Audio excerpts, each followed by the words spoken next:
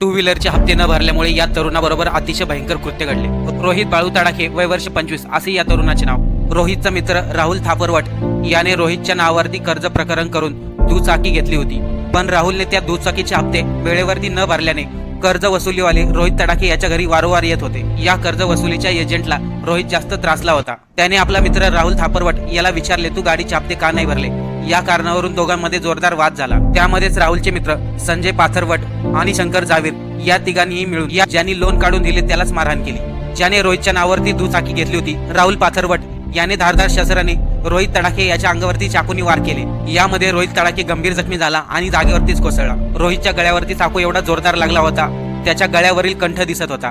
त्यामुळे गंभीर जखमी झालेला रोहित तडाखे काही मिनिटांमध्येच त्यांनी आपले प्राण सोडले। ज्या मित्राला दुचाकी घेण्यासाठी लोन करून दिले त्याच मित्रांनी त्याचा घात केला। याबद्दल पोलिसांनी तिघा तरुणाबद्दल गुन्हा दाखल केला आहे। मात्र त्यातला शंकर जावीर